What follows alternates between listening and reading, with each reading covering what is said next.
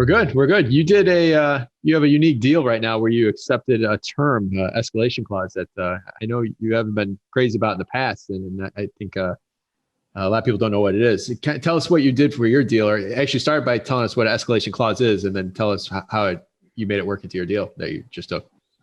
Sure. So this was a flip we sold, but to answer your question on escalation clause, an escalation clause is if you're on the buying side, you can put an escalation clause in there. We will buy this property, $1,000 over the next bid up to X amount. So you can say we will be the highest bid by a certain amount of dollars up to a certain amount of dollars as well. So let's say your top dollar on this is, on a deal is $300K. You can say like, we will beat any bid you have by $1,500 up to $300,000.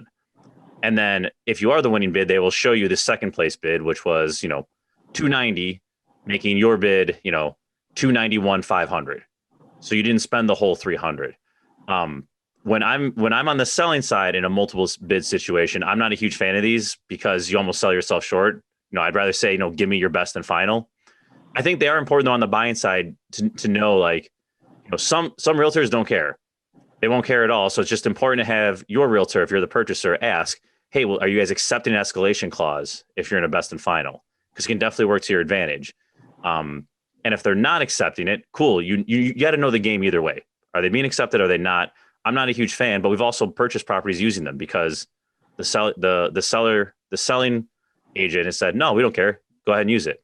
And in that situation, there's no downside to you.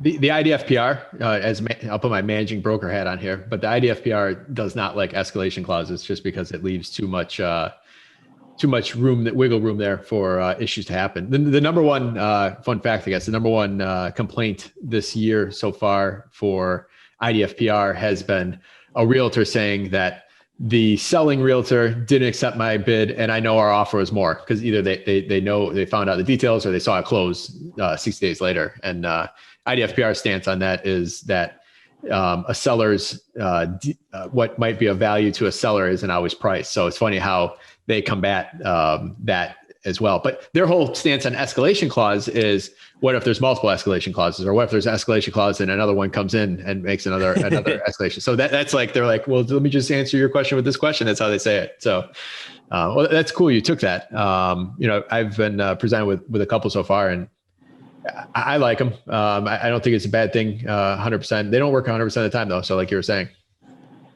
Yeah, you got to know the playing field, know the rules, and know, okay, well, does it make sense? Have it as a tool, and if it makes sense, great.